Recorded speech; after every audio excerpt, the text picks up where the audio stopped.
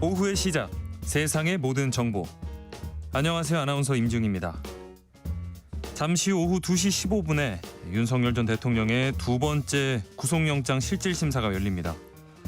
구속 취소로 석방된 지 4개월 만에 다시 구속 갈림길에 섰는데요. 윤 전 대통령은 법원에 직접 출석해서 의견을 밝힐 예정입니다. 이 재구속 여부를 가를 핵심 쟁점은 무엇이고 향후 정치적 파장은 어느 정도일지 오늘의 뉴스와 또 여의도 인포메이션에서 잠시 뒤 자세히 짚어보겠습니다. 시대가 바뀌면서 직장인들의 옷차림 역시도 많이 달라졌죠. 특히 요즘같이 더운 날엔 반바지와 샌들을 신고 출근하는 직장인도 많아졌는데요. 이를 두고 한편에선 어디까지 출근 복장으로 허용할 것인지 갑론을박이 일기도 하고요. 이 근무복 착용을 강제하는 회사에서는 또 불만이 쏟아지기도 한다는데 이런 직장 내 복장 규정과 관련된 궁금증들 오늘 직장인을 위한 라디오 생존백서 시간에 답해드리겠습니다. 계속해서 함께해 주시기 바랍니다. 그리고 어제부터 시작된 청취율 조사 기간, 세상의 모든 정보는 우리 애청자분들과 소통할 수 있는 작은 이벤트 이어가고 있는데요. 오늘은 어디서 무엇을 하면서 세상의 모든 정보 듣고 계신지 문자 받아보겠습니다. 전국에 숨어 계신 애청자분들 많을 걸로 예상이 되는데 오늘 처음 접한 분들도 대환영입니다. 우연히 버스나 택시에서 지금 방송 듣고 계시다 하시면 문자 보내주시기 바랍니다. 추첨 통해서 10분께 모바일 치킨 쿠폰 보내드릴게요. 참여하실 번호는 샵 9730번입니다. 샵 9730. 짧은 문자는 50원, 긴 문자는 100원의 이용료가 부과되고요. 콩 게시판을 통해서는 무료로 또 참여하실 수 있습니다. 저희 방송은 KBS 라디오 유튜브 채널을 통해서 실시간으로 시청 참여하실 수 있습니다. 많은 관심 부탁드리면서 KBS 세상의 모든 정보 지금 시작합니다.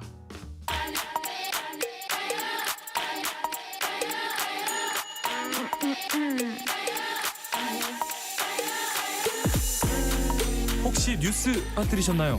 한낮에 전해진 소식들 꼼꼼히 정리해드리겠습니다. 오늘의 뉴스 조현정 시사평론가와 함께합니다. 안녕하십니까? 네, 안녕하세요. 자, 조금 뒤 윤석열 전 대통령의 이 재구속 여부를 가르는 영장 실질 심사 열리는데 법원 주변에 이 윤 전 대통령 지지자와 또 구속을 촉구하는 집회가 함께 열릴 예정이죠? 네, 오늘 오후 2시 15분에 영장 실질 심사 예고돼 있습니다. 네.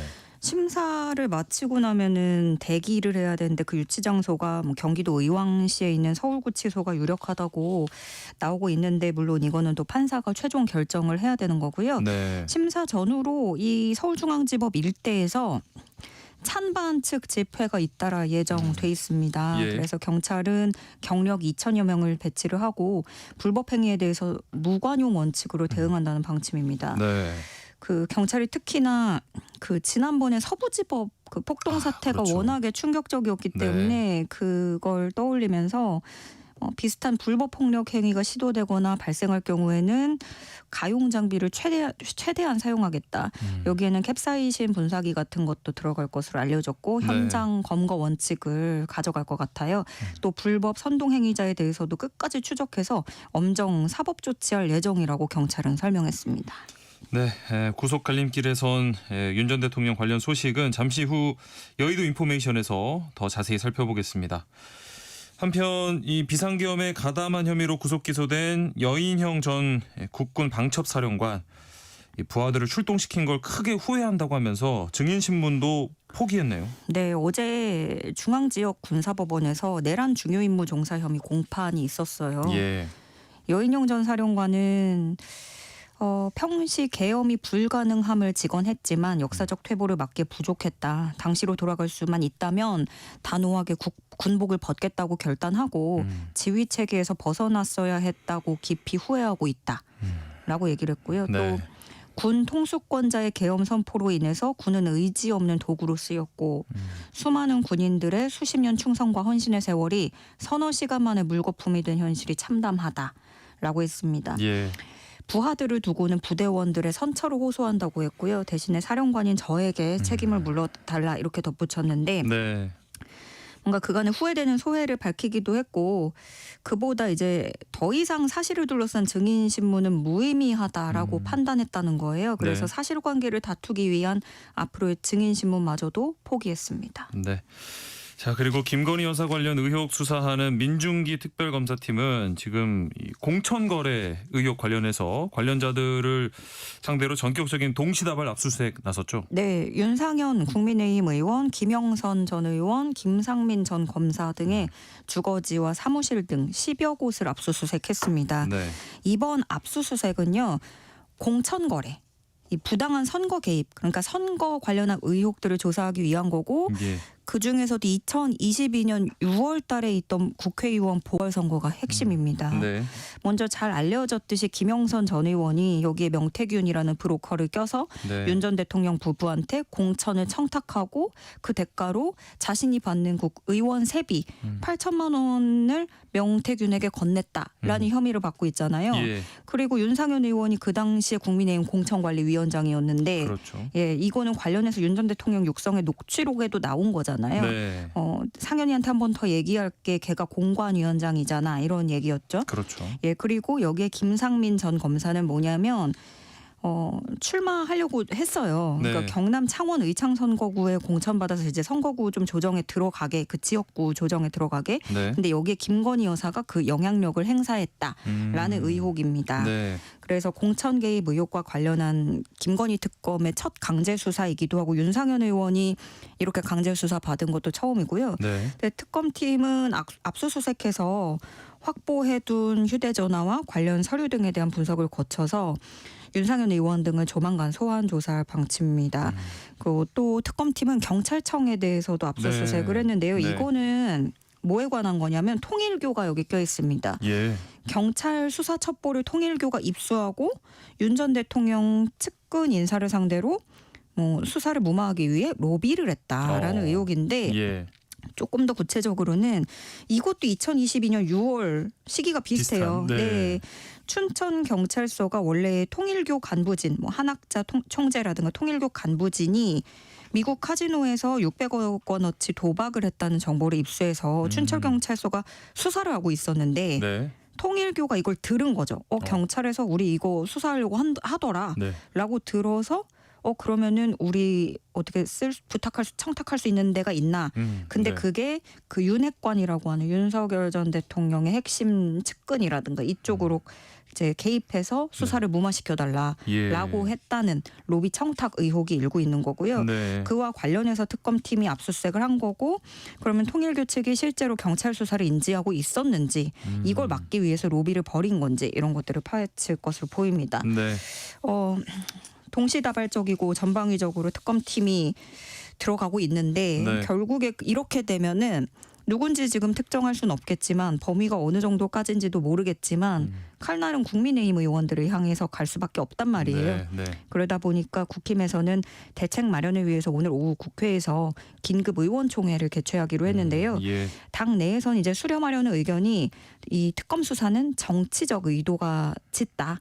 야당 죽이기다. 네. 이렇게 의견을 모으고 있다고 하는데 근데 또 국민의힘 안에서도 이게 정치보복 특검이 아니라고 보는 시각도 또 존재하더라고요. 네. 네. 의총에서는 일단 이 특검에 대한 구체적인 대안을 모색할 것으로 전망됩니다.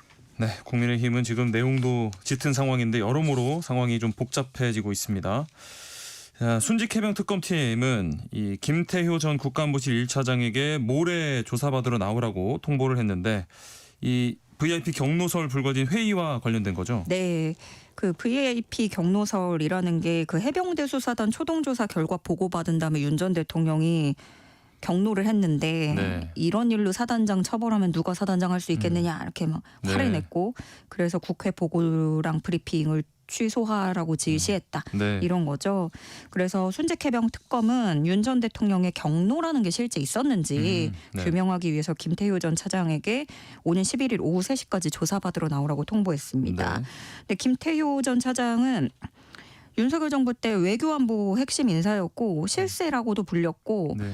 또 윤 전 대통령 사저 나갔을 때 그때 꽃다발 주고 현수막 건 것도 이게 김태효 전 차장의 모친이었다라고 네. 하잖아요. 네. 그리고 이 경로설이라는 건 없었다라고 줄곧 부인해 왔습니다. 예. 그래서 특검은 그 윤 전 대통령의 의중이 어떻게 김계환 전 사령관 그다음 박정훈 당시 수사단장한테 어떤 경로로 이게 흘러 들어간 건지 네. 그 과정에 김태효 전 차장은 어떤 역할을 했는지 이런 것들을 추궁할 방침이고요. 네. 그리고 그 항명 혐의 그 뭐 상관 명예훼손했다라는 혐의로 박정훈 전 수사단장이 재판에 넘겨졌었는데 그렇죠. 항소를 취소하기로 했고요. 네. 특검이 이렇게 항소 취하서를 법원에 제출하면서 소송 절차가 이거는 종료가 됐고 예. 박정훈 대령에 대한 무죄 판결이 확정됐다는 소식입니다. 네. 한낮의 교양 파트너 지금 여러분께서는 세상의 모든 정보와 함께하고 계십니다. 자, 이제 7월 임시국회가 시작이 됐는데 더불어민주당은 그동안 윤석열 정부 당시에 거부권으로 무산된 법안들 그리고 주요 민생 개혁 법안 처리에 속도를 내는 모습입니다. 네. 어제도 짧게 봤지만 그 민주당은 방송3법, 노란봉투법, 양곡관리법 등등 이렇게 좀 이번 임시국회에서 처리를 하려고 하는데 이게 다 윤석열 정부 때 거부권 써가지고 폐기됐던 거잖아요. 네. 그리고 상법 개정안은 통과가 됐지만 여기에다가 더 보완한 내용, 집중투표제라든가 감사위원 분리선출 확대 이렇게 더 강화된 내용을 담아서 상법 개정안 7월 임시국회에서 처리한다는 방침입니다. 예. 요거는 또 이제 뭐 야당의 반발이 있을 테지만 민주당은 또 그 재계가 그 경영계가 우려하는 부분에 대해서 뭐 보완 입법도 같이 당근책으로 내놓는다고 준비를 하고 있어서 예. 요게 어디까지 또 받아들여지고 어떻게 무난하게 넘어갈지 이것도 좀 포인트가 되겠고요. 네. 그리고 민주당 박찬대 의원이 내란 특별법이라는 걸 발의한다고 밝혔어요. 내란 특별법. 네, 그러니까 내란범에 대한 사면 복권을 제한한다라는 아하. 거고 네. 내란범 배출 정당에 대해서는 국고 보조금을 차단하자. 네. 내란 재판 전담 특별 재판부를 설치하자. 내란범 알박기 인사는 조치해야 하는 것으로 시정하자. 이런 내용들이 담겨 있는데 네. 박찬대 의원은 아직도 반성하지 않고 내란을 옹호하는 정당에 대해 국민 혈세로 내란을 옹호하도록 방치하는 건 내란 종식에 역행하는 일이기 때문에 단호하게 조치하겠다. 이렇게 강조하면서 이 법안 발의에 대한 설명을 했고요. 네. 뭐 박찬대 의원은 사실 당대표 선거에 박차를 가하고 그렇죠. 있잖아요. 네. 그러다 보니까 어떤 좀 강성 메시지 이런 예. 것들을 좀 더 의식해서 내놓는 것으로 보여집니다. 네. 그리고 오늘 이 검찰개혁 4법과 관련한 공청회도 예정돼 있죠. 네, 공청회 관련 대상 법안은 검찰청법 폐지법, 공소청 설치 운영법, 국가수사위원회 설치 운영법, 중대범죄수사청 설치 운영법 등이 있는데요. 네. 요렇게 얘기하면 법 이름이 되게 어렵죠. 근데 이게 공청회가 그러니까 검찰개혁 4법을 위해서 좀 의견을 들어본다라는 네. 거고 전문가들이 발표를 해요. 그래서 예. 의원들이 여기서 질의응답을 하는 거고 찬성, 반대 이렇게 패널 나눠서 토론을 좀 해보는 방식입니다. 네. 검찰개혁 4법이라고 하면은 사실 수사권 분리가 핵심이에요. 그렇죠. 검찰의 기소권하고 수사권. 네.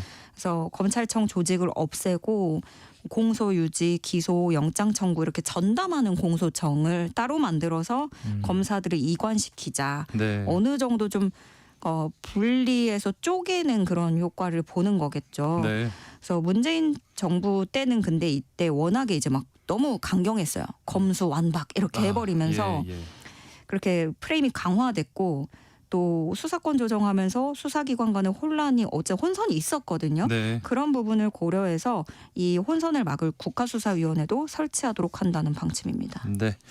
자, 그리고 지금 상호 관세를 포함해서 한미 무역 협상이 진행되고 있는데 트럼프 미국 대통령이 한국은 방위비를 스스로 부담해야 한다 이러면서 또 우리나라를 압박하는 모양새네요. 네, 계속 예상했던 대로 가고는 있는데요.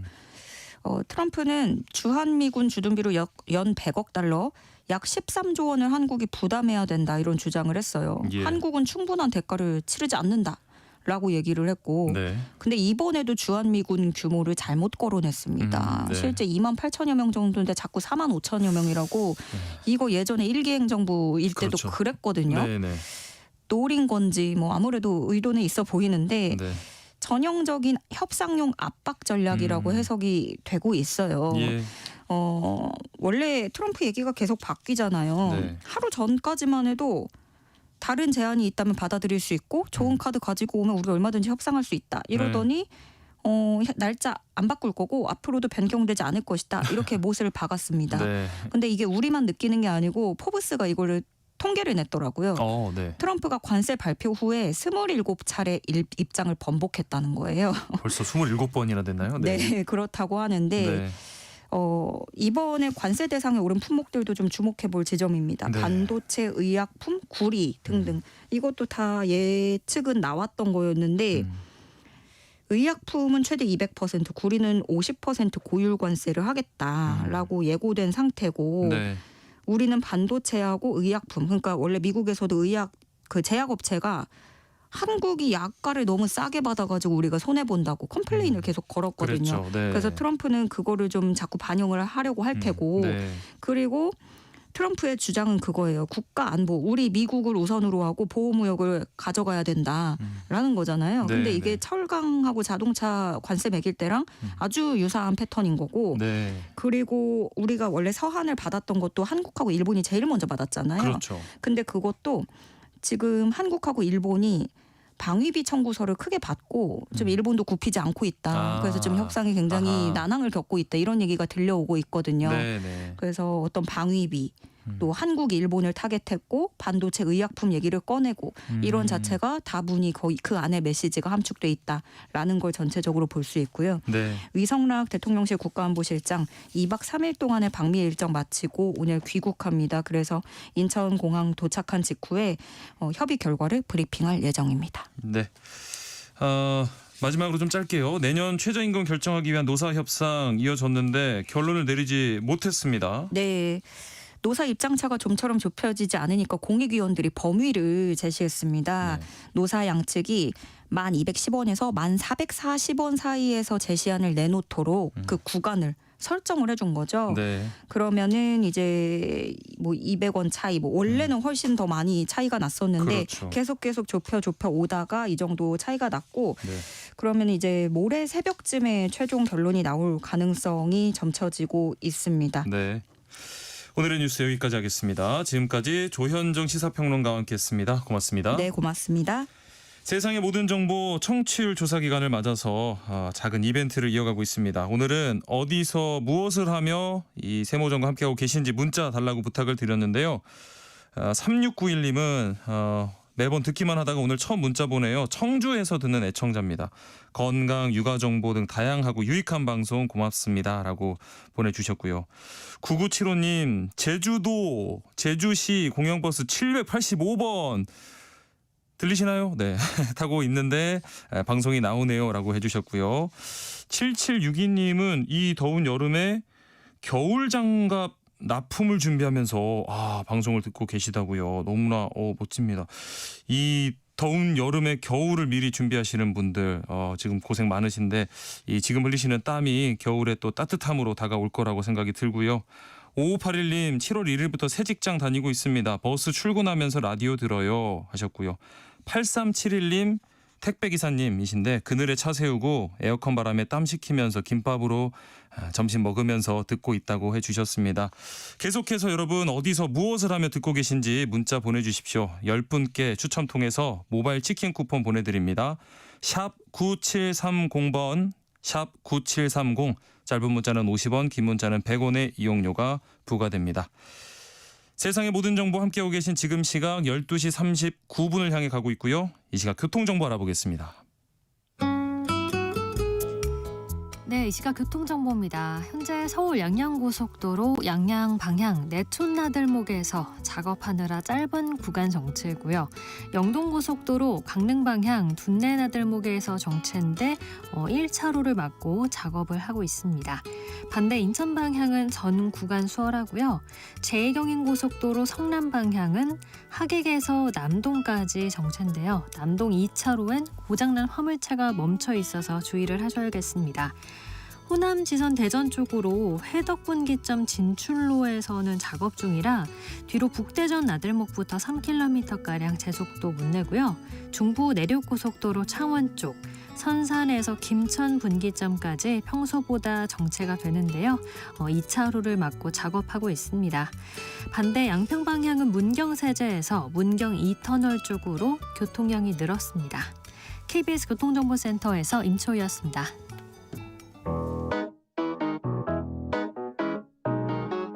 세상의 모든 정보는 청취자분들의 관심과 참여를 기다립니다.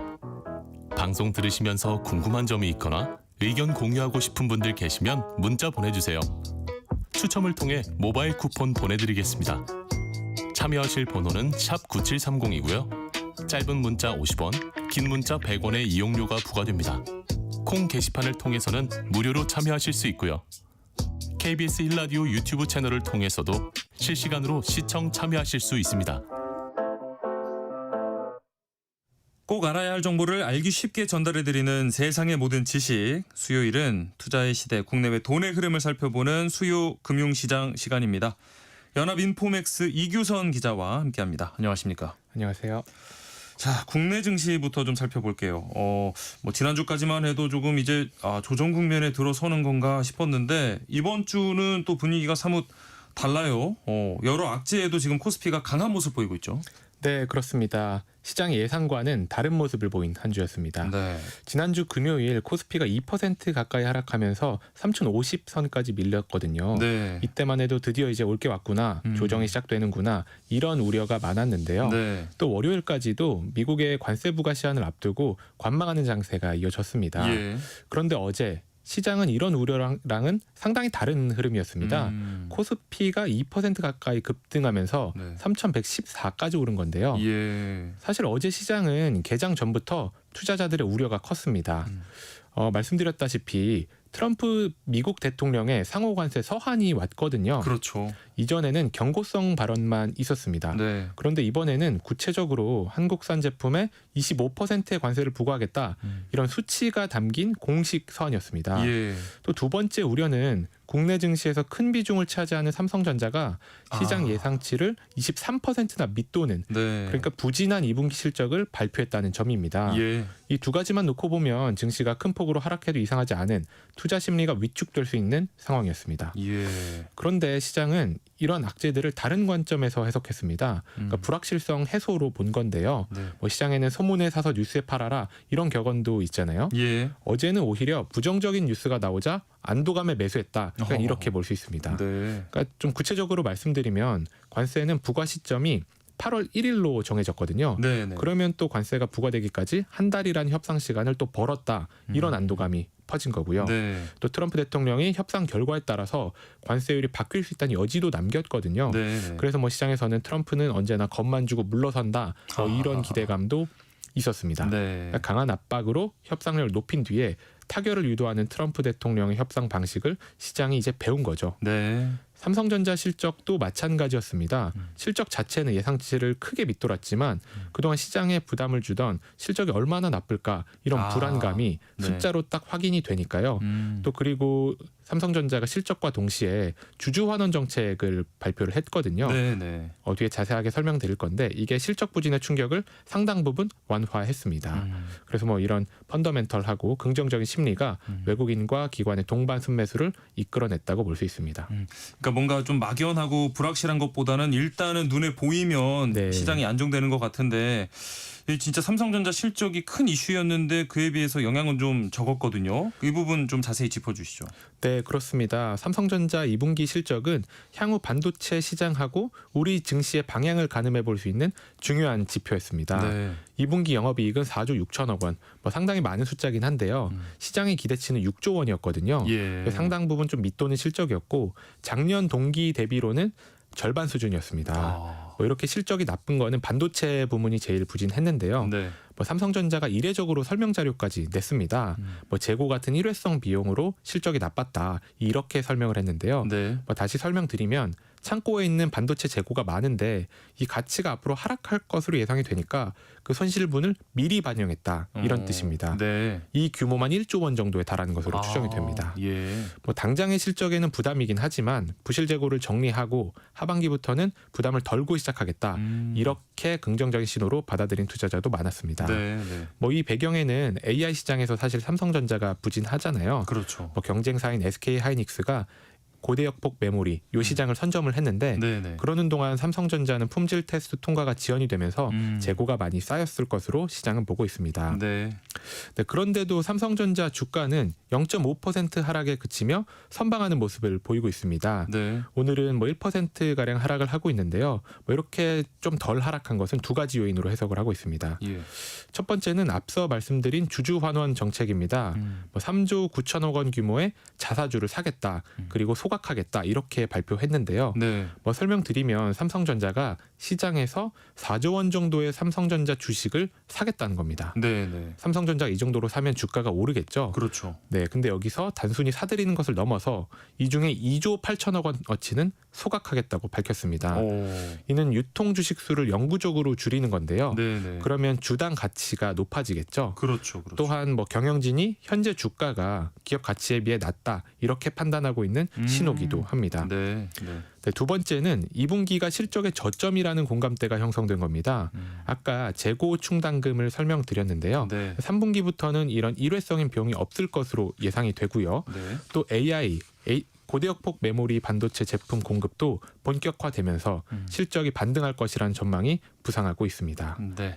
2보 전진을 위한 일보 후퇴라는 생각이 들고요.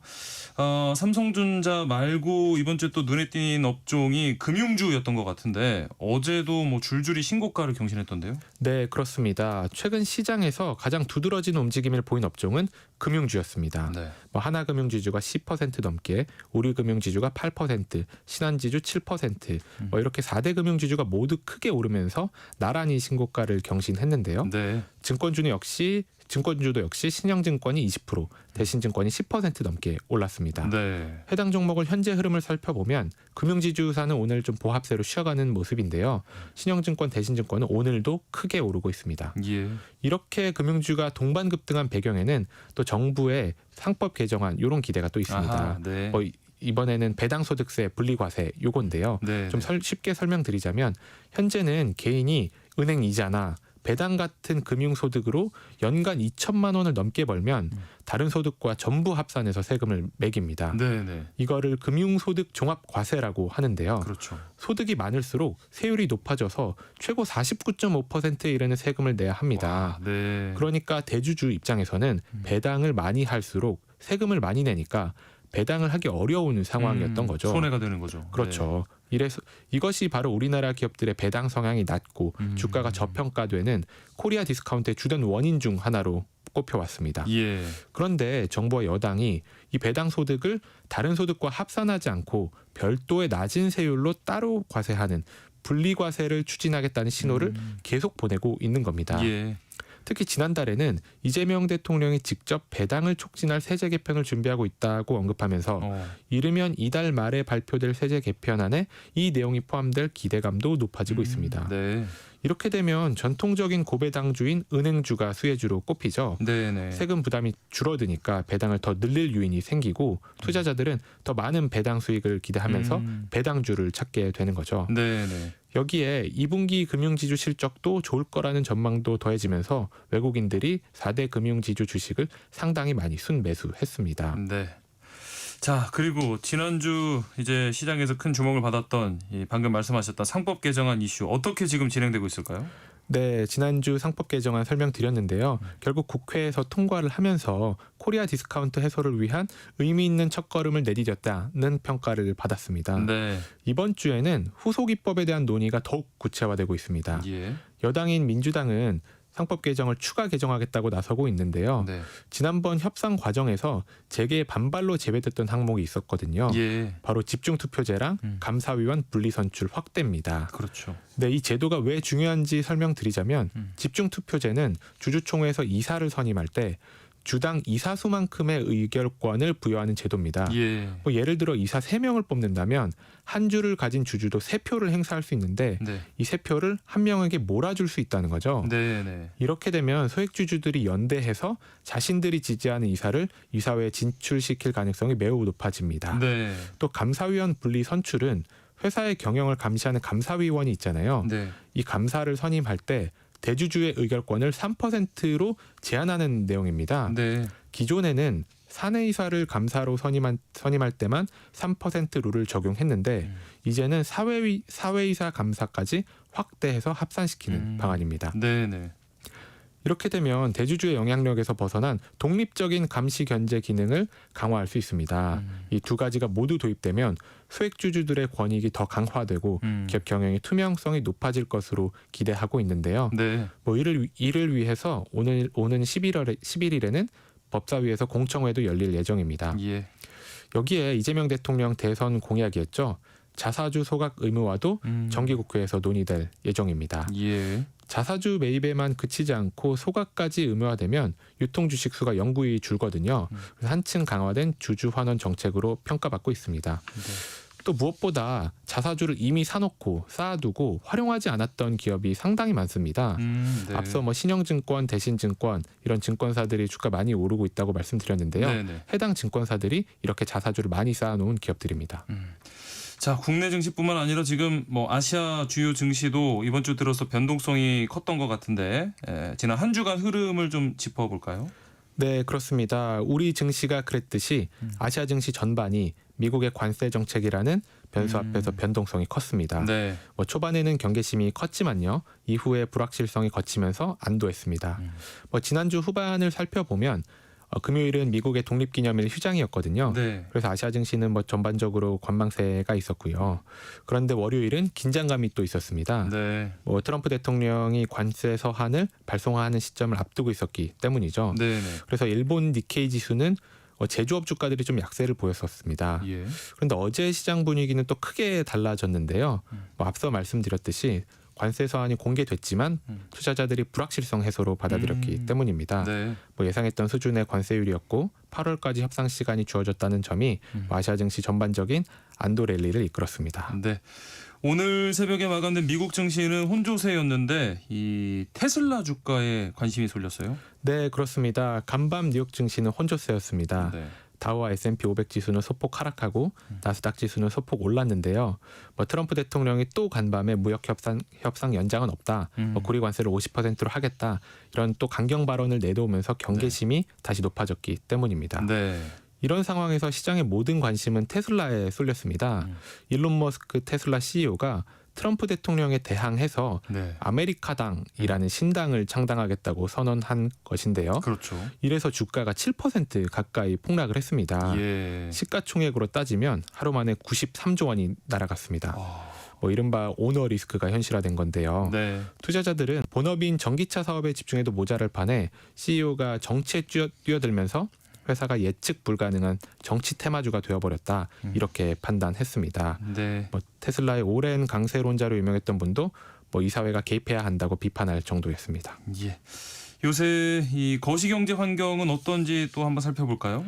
네, 증시의 방향을 결정하는 또 하나의 축은 바로 통화 정책이죠. 네. 이번 주부터 시장의 관심은 다시 중앙은행에 집중될 전망입니다. 네. 특히 우리나라 중앙은행 한국은행은 내일 금융통화위원회를 열어서 금리를 결정합니다. 네. 시장에서는 만장일치로 금리를 동결할 것으로 보고 있습니다. 최근 서울 아파트값이 다시 상승 조짐을 보이면서 부동산 시장이 불안하고 가계부채 문제가 여전하기 때문이죠. 네. 하지만 시장이 주목하는 건 동결 여부가 아니라 이창용 한국은행 총재가 향후 금리 인하에 대해 어떤 힌트를 줄지입니다. 네. 현재 시장에서는 내달 그 인하 가능성을 높게 보고 있거든요. 네. 그래서 만약 이번 금통위에서 금융안정, 그러니까 가계부채, 대출 이런 것에 방점을 두겠다는 매파적인 긴축을 선호하는 메시지가 강조된다면 내달 인하 기대감은 다소 약해질 수 있습니다. 네. 반대로 뭐 물가 안정을 강조하거나 뭐 부진한 경기를 대응하겠다는 원론적인 입장을 유지한다면 네. 시장은 뭐 내달 인하 가능성의 신호로 받아들일 수 있죠. 네. 자, 수요 금융시장 오늘은 여기까지 하겠습니다. 지금까지 연합인포맥스 이규성 기자와 함께했습니다. 오늘 말씀 고맙습니다. 감사합니다. KBS 세상의 모든 정보 1부 순서 여기서 마무리하겠습니다. 이어지는 2부에서는요. 사건 사고 뉴스를 살펴보는 하프타임 뉴스 준비되어 있고요.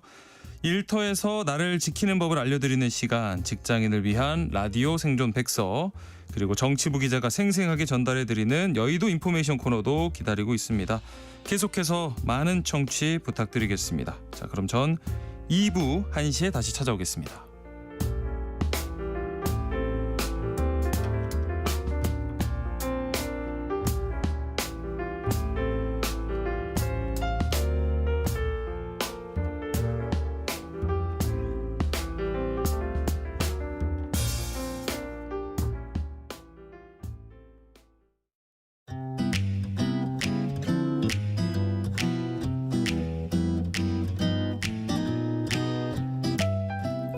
안녕하세요. 바른말 고운말입니다. 우리 고유어 표현 중에 어린아이처럼 철없이 부리는 억지나 엄살 또는 심술을 뜻하는 엄부럭이란 말이 있습니다. 보통 엄부럭을 떨다, 엄부럭을 부리다 또는 엄부럭을 쓰다와 같이 쓰는데요.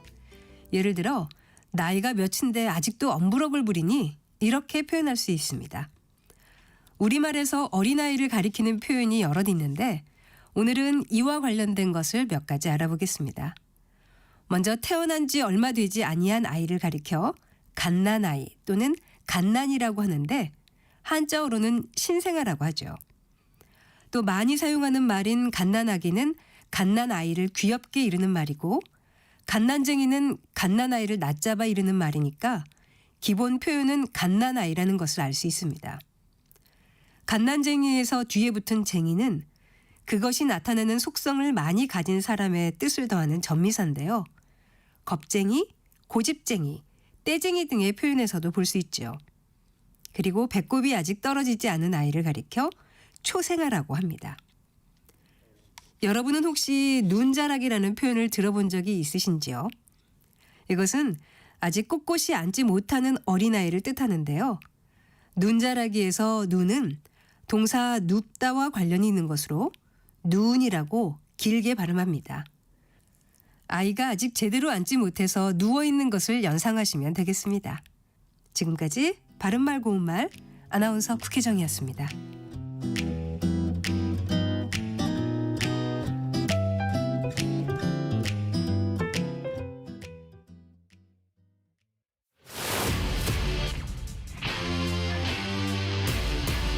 토론에 정답은 없습니다. 토론이 세상을 바꿀 수도 없습니다. 하지만 질문은 새로운 세상을 만들 수 있습니다. 질문으로 올바른 세상을 만드는 첫걸음. 평일 저녁 7시 20분 KBS 열린 토론.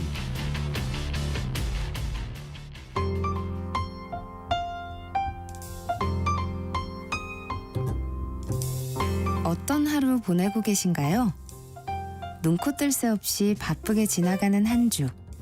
따뜻한 시선으로 하루를 마무리합니다. 당신을 위한 지식 쉼터.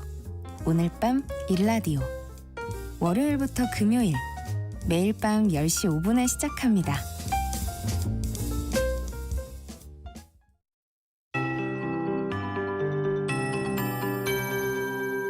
KBS 58분 날씨. 어제 파주와 광명, 안성 등지는 40도를 넘는 극심한 폭염이 나타났는데요. 오늘도 서쪽 지역과 내륙 지역을 중심으로 어제만큼 뜨거운 날씨가 이어지겠습니다. 현재 일부 동쪽 지역을 제외한 전국 대부분 지역에 폭염특보가 발효 중인 가운데 최고 체감온도가 35도 안팎까지 오르겠습니다.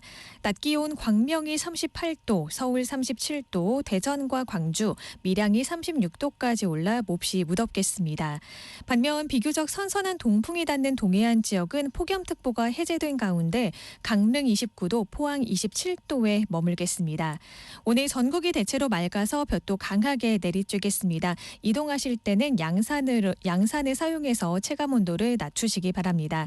폭염 속에 온열 질환자도 급증하고 있는 만큼 물을 자주 드시고요. 가급적 야외 활동은 삼가는 게 좋겠습니다. 오늘도 대기 불안정으로 일부 지역에는 소나기 소식이 있습니다. 내일 아침까지 제주도에는 최대 60mm 이상, 늦은 오후부터 저녁 사이 인천과 경기 서해안에는 5에서 30mm, 밤에는 경북 남부 동해안에 5에서 10mm의 소나기가 내리는 곳이 있겠습니다. 현재 서울의 기온은 34.3도, 습도는 55%입니다.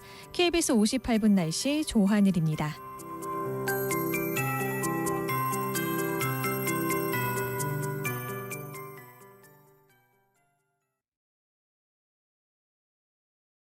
정성을 다하는 국민의 방송 KBS가 한시를 알려드립니다.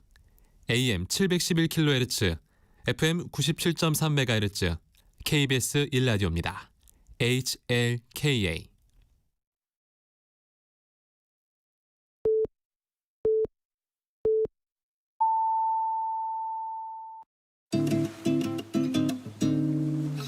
나른한 오후를 책임질 영양 만점 지식 비타민. 세상의 모든 정보.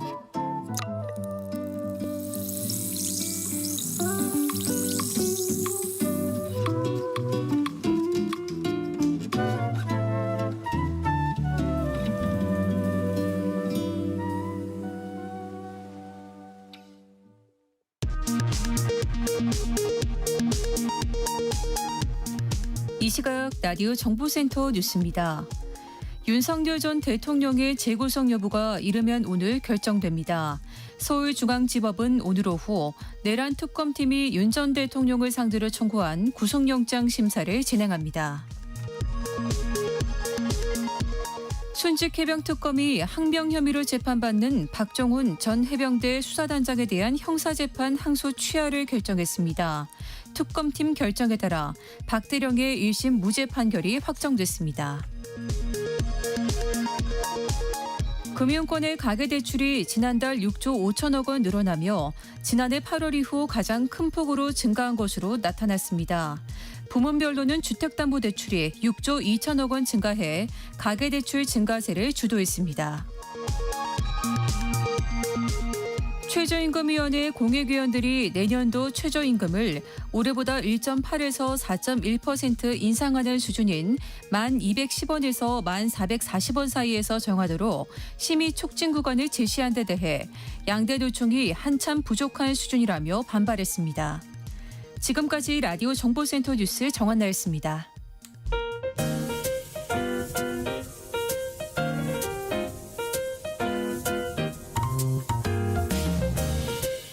정신없이 바쁜 하루, 지금 우리 주변에서 벌어지고 있는 사건, 사고 소식들 한숨 돌리며 살펴보시죠. 하프타임 뉴스 임선우 뉴스캐스터와 함께합니다. 안녕하십니까? 안녕하세요.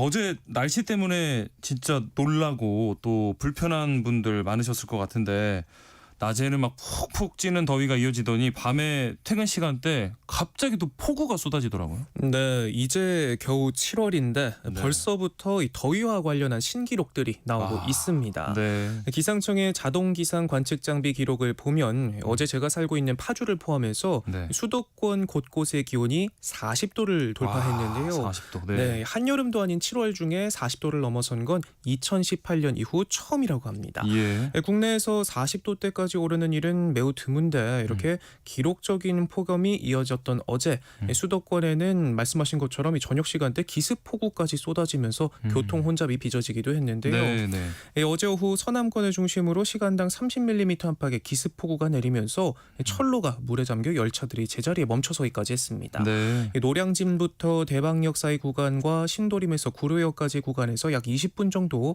열차 운행이 지연됐는데 네. 인명피해는 없었지만 퇴근길 극심한 정체가 빚어졌고요. 예. 시내 주요 도로 침수 피해도 속출했습니다.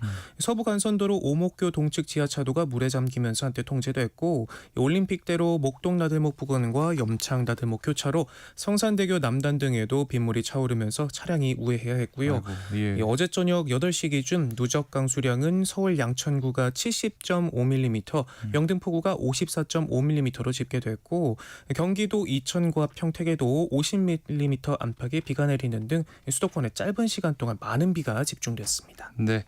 오늘 날씨는 어떤지 살펴볼까요? 네, 이렇게 어제 서울에선 예상치 못한 강한 소나기가 지나갔지만 네. 찜통 더위를 완전히 씻어내리지는 못했습니다. 네. 밤사이 열대야는 여전했고요. 열기는 그대로 오늘까지 이어지고 있는데요.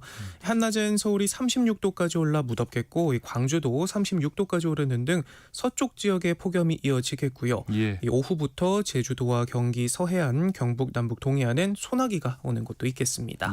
예상 강수량은 제주가 5에서 40mm, 경기 서해안과 경북에서 5에서 20mm 정도고요. 소나기와 함께 돌풍과 천둥 번개가 함께 올 수도 있어서 각별한 주의가 필요하겠습니다. 네. 이렇게 날씨가 무덥다 보니까 이 온열 질환자도 속출하고 있는데 어제는 한 외국인 근로자가 공사 현장에서 숨진 채 발견이 됐어요. 네, 참 안타까운 소식인데요. 네. 경북 구미의 한 아파트 지하 1층 공사장에서 20대 베트남 국적의 하청 노동자가 숨진 채 발견됐습니다. 예. 앉은 채로 의식을 잃은 이 남성을 동료가 발견하고 신고했지만 이미 숨진 상태였다고 하는데요. 네. 이날이 첫 출근이었다고 하는데 아이고. 퇴근하기 전에 동료들에게 화장실에 다녀오겠다며 자리를 비운 뒤 돌아오지 못했다고 합니다. 네. 발견 당시 체온이 40도를 넘겼던 점으로 미뤄볼 때 온열 질환에 의한 사망으로 추정되는데요. 이날 구미의 낮 기온은 37도, 아스팔트도 녹여버릴 날씨였다고 합니다. 예. 이에 경찰은 정확한 사망 원인을 확인하기 위해서 부검영장을 신청하고 사업자 측의 업무상 과실치사 혐의가 있는지도 조사할 방침이고요. 고용노동부는 사고 이후 해당 사업장 작업을 전면 중지시켰습니다. 그만큼 지금 이 더위가 예사 더위가 아니라는 건데 이런 뭐 불볕더위 피해서 산으로 가는 등산객들도 많거든요. 근데 이런 더위에 등산 굉장히 위험한 행동이라고요. 네, 이른 아침엔 괜찮겠지, 올라가다 힘들면 내려오면 그만이지 하는 맘에 무더위도 대수롭게 여기지 않는 것 같은데 네. 하지만 이 그늘도 뚫어버리는 이 불볕더위, 산도 더 이상 안전지대가 아니라고 합니다. 네. 실제로 지난 주말에만 해도 한낮에 영덕 팔각산을 오르던 40대 남성이 하산 도중 쓰러져서 병원으로 급히 옮겨졌지만 결국 사망했고요. 아이고, 네. 같은 날 진안에서도 50대 남성이 심정지 상태로 이송됐지만 끝내 숨을 거뒀습니다. 예. 두 지역 모두 폭염특보가 발효된 상태였고 구조 당시 이 남성의 체온은 40.5도에 달할 정도였다고 하네요. 네. 6월에서 8월 사이 산에 올랐다 온열질환 증상으로 구조된 건수는 꾸준히 늘고 있는데 지난해 같은 경우에는 260건이나 됐다고 하고요. 네. 사망까지 이른 경우는 한 명이 나왔는데 올해는 7월 초입에 들어서자마자 산행 중 사망 사례가 2건이나 벌써 발생한 겁니다. 그러네요. 그리고 또 이 등산뿐만 아니라 서울시 자료를 보면 오전 시간대 마라톤을 하다가 온열 질환에 걸린 시민들도 많았다고 하는데요. 네. 낮에 워낙 덥다 보니까 비교적 선선한 오전 시간대엔 괜찮겠다는 생각으로 운동을 한 건데 오전이라고 해도 운동 중 충분한 수분 섭취나 컨디션 조절이 부족하면 이 젊은 사람들도 얼마든지 온열 질환에 걸릴 수 있다고 합니다. 예. 올해 질병관리청이 집계한 온열 질환 추정 사망자는 모두 7명으로 지난해 같은 기간보다 2배가 넘는데 당분간 전국에 무더위가 이어지는 만큼 한낮 야외 활동 은 가급적이면 삼가해 주시고요. 건강관리 철저히 하셔야겠습니다. 네, 요즘 뭐 제 주변에서도 이렇게 장시간 달리기 하는 분들 많으신데 네. 오전이라고 이렇게 더위를 얕보면 안 될 것 같습니다. 얼마나 날씨가 더운지 지금 농가도 비상이라고요. 네, 특히 축산 농가가 악전고투를 벌이고 있는데요. 네. 이 비타민과 염분이 든 영양제를 먹이고 사료에 얼음도 섞어보고 이 쿨링 패드에 스프링클러까지 설치해보지만 찜통 더위를 막기는 역부족이라고 합니다. 네. 지난 7일까지 2달도 안 되는 사이 13만 8천만 마리에 달하는 가축이 폐사했는데 1년 전 같은 기간과 비교해 보면 3배나 많았고요. 네. 양계장에선 무더위에 지친 닭들이 평소보다 계란을 10% 정도 덜 낳고 크기도 작아졌다고 합니다. 쉴 수 없이 돌아가는 선풍기와 쿨링 패드에 혹여 전기라도 나갈까 비상발전기까지 돌리는 곳도 있다고 하고요. 예. 폭염에 농작물도 타들어가고 있습니다. 여름 수확을 앞둔 복숭아 농가에선 밤낮 없는 더위에 열과 피해가 심각해서 10개 중 3개는 쩍쩍 갈라지고 있다고 하고요. 깻잎이나 인삼같이 더위에 약한 작물을 키우는 농가들의 주름살도 깊어지고 있는데 혹여 잎이 타버릴까 식물용 선크림까지 구해다 뿌릴 정도라고 하네요. 그런 것도 있어요. 네, 사람과 동식물 가릴 것 없이 이래저래 견디기 힘겨운 여름 같습니다. 식물용 선크림 있다는 것도 신기한데 이 정도이다 보니까 지금 이 제철 과채값이 무섭게 오르고 있어요. 네, 저도 어제 장 보러 갔다가 깜짝 놀랐는데요. 네. 이 때이른 무더위 때문인지 수박을 비롯해서 제철과 재료 가격이 가파르게 치솟고 있습니다. 현재 수박 한 통의 전국 평균 소매 가격은 26,000원을 넘어서면서 그래요? 네, 평년보다 30% 이상 높은 수준을 기록하고 있고요. 예. 1년 전과 비교해봐도 26% 넘게 올랐습니다. 네. 지난달 비가 많이 오면서 출하가 다소 늦어졌는데 수요는 늘면서 가격이 오른 건데 예. 수박 대신 다른 걸 먹어볼까 고개를 돌려봐도 마땅치 않습니다. 이 토마토 소매가도 킬로그램당 4,100원을 기록하면서 평년 대비 6% 가까이 높은 수준이고요. 예. 방울토마토는 12%나 넘게 뛰었습니다. 아이고. 취청호의 가격도 10개당 12,300원을 넘어서면서 평년 대비 18% 넘게 높았고요. 더위에 취약한 깻잎이나 풋고추 같은 채소 가격도 각각 26%, 18% 넘게 들썩이고 있습니다. 네.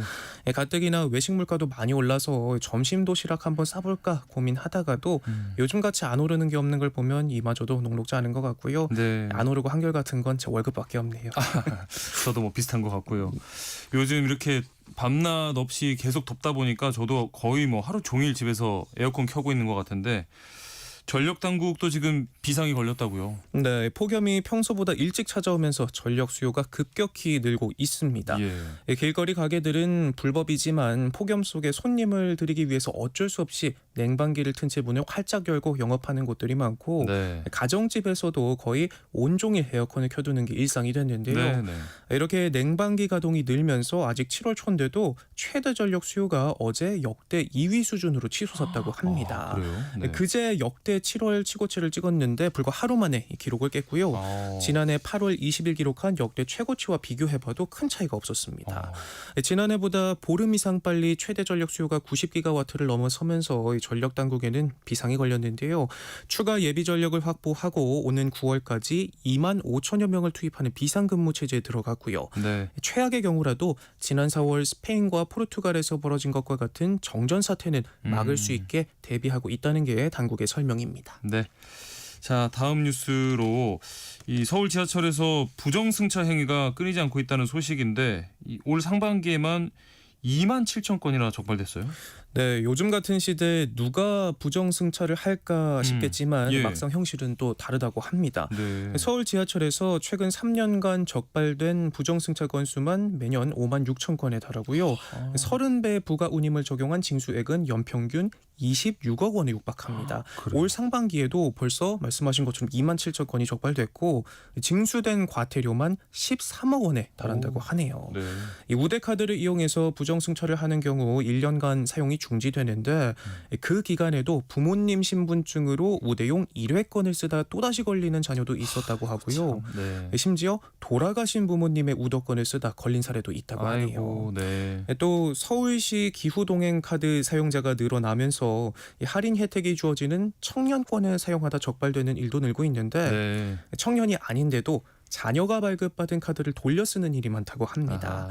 네. 아직 경로 우대권을 발급받지 못하는 50대 중년층이 자녀들의 카드를 쓰는 일이 특히 많다는 건데 네. 올 들어 5월까지 4천 건에 육박한 부정 사용이 적발됐고요. 징수한 금액도 1억 9천만 원에 달한다고 합니다. 네. 최근 지하철 요금이 1,400원에서 1,550원으로 오르면서 이런 꼼수들도 늘어나는 추세라고 하는데 수법도 워낙 다양해지면서 이제는 단순 대면 단속을 넘어서 빅데이터 분석 기반의 부정승차 단속 시스템부터 CCTV 모니터링 등 다양한 기술들까지 등장할 정도라고 하네요. 아, 조금 이렇게 아껴보려고 뭐 보는 사람 없겠지 하고 하시다가 괜히 뭐 30배 이런 부가 운임 징수액 치를 수도 있으니까 조심하시기 바랍니다. 배보다 배꼽이 커질 수 있겠습니다. 그렇죠. 네. 자, 최근에 여름을 대표하는 축제 하면은 뭐 워터밤 페스티벌이 큰 인기인데 이 축제 끝나고 쏟아져 나온 물총 쓰레기로 또 환경 문제가 다시 불거지고 있어요. 네, 지난 주말 서울에서도 이 워터밤 페스티벌이 열렸는데요. 그 뒤에 수천 개의 플라스틱 물총 더미가 온라인에선 화제가 됐는데 네. 그야말로 산처럼 쌓였습니다.